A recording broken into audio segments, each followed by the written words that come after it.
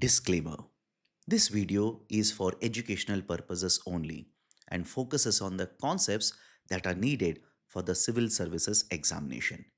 Be warned, at times you may smile and get an urge to study economics in detail. Side effects may include accumulation of knowledge, additional marks being scored because of this in the exams, an urge to type LOL in the comments section of the video, and subscribing to the Unacademy IAS English YouTube channel. Watch it at your own risk. Very often in the newspapers, we'll come across a statement which reads, India is the fifth largest country in the world. What does it actually mean?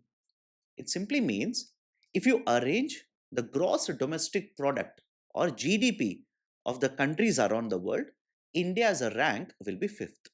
But now the question arises, what is gross domestic product and how do we calculate the gross domestic product? Hello, welcome to Unacademy IAS, a one-stop destination for all the English medium civil services aspirants. In this episode of Economy for Beginners, we'll understand two very important aspects. What is gross domestic product and how do we calculate the three different methods to calculate gross domestic product. Before I start the discussion, those who are preparing for the Civil Services Examination 2026, our courses are available at a discounted price now. In addition to that, if you use the code IAS English, you will also get an extension of up to 12 months free of cost. If you are interested, check out the details by clicking on the link provided in the description below. Now let me start with the basic idea of a gross domestic product. The GDP simply measures the market prices of all the final goods and services which are produced in a particular country or a territory for a specific time period.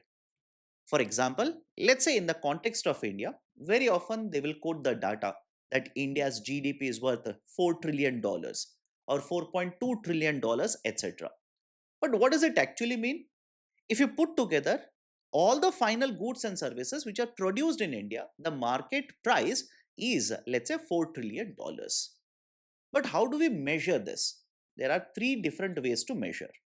First one is the production or value addition method. Second one is the income method.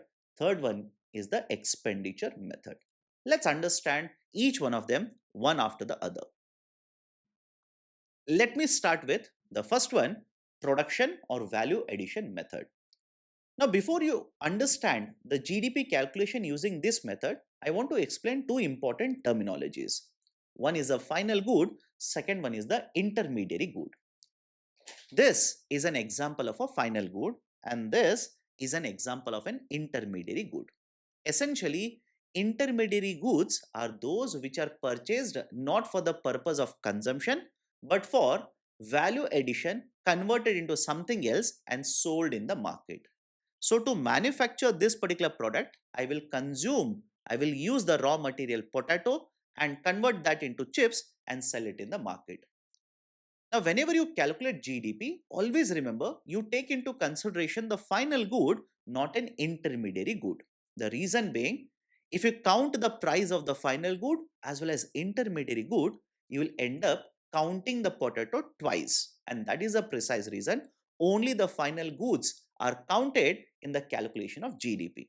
Now, using this, let me explain to you how GDP is calculated using the first method, production or value addition method. I will essentially take all the goods and services which are produced in India. Let's imagine all these are the goods and services which are produced in India.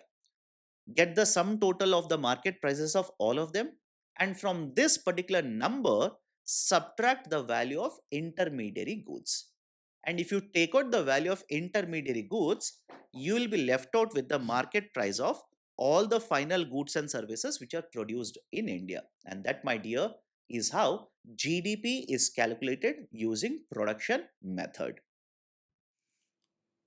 Now let me explain the second method to calculate GDP, that is the income method. Essentially what we do in this methodology is we take the sum total of all the incomes which are generated in India, and that particular number will give you GDP through income method. Let me explain this. This product will be manufactured, sold in the market, and let's assume this is the only final good in India. Now, if the market price is 5 rupee, in the first method, can I simply say market price is 5 rupee, this is the only final good in India, hence GDP will be equal to 5 rupees. But the question arises, how did we arrive at a market price of 5 rupee? The answer to this question is, to manufacture this, I purchased raw material. I purchased labor, I purchased machinery, etc. Put together all of them in order to earn profit and then sold the product in the market at a market price of 5 rupees. But look at this example very carefully. When I take labor from the market, will I pay money, that is the wages for the labor? So essentially here, the company is paying wages. It is an expenditure for the company. But for the labor, it is essentially income. And in the case of raw material, company will pay money, but the seller earns income. Machinery, the seller earns income, I will pay, that is the company will incur expenditure. So in a nutshell, to manufacture this and sell it in the market at 5 rupees, I purchased multiple inputs, and when I purchased inputs, I spent money, but for somebody who has sold the inputs to me, that is an income. You take the sum total of all these incomes, that will again come at 5 rupees after adjusting for subsidies as well as the indirect taxes such as GST imposed by the government.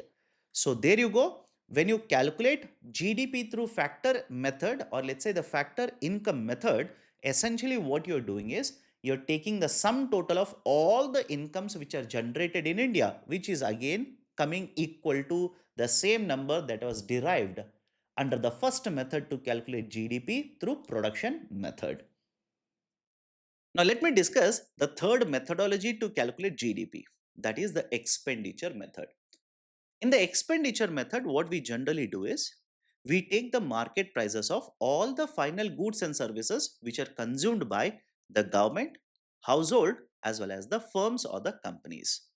Let me explain this with an example here. Imagine these are all the final goods and services which have been consumed by the government, firms, or households in India. If I take the market prices of all the three and get the sum total, does it represent India's GDP? Answer is no. Reason being, there are certain final goods and services which are produced in India, but these are not consumed in India. These are exports. Let's say this is the marker which has been manufactured in India, but was consumed, exported and consumed in USA. So I will have to consider the market price of the marker as well when I want to calculate India's GDP.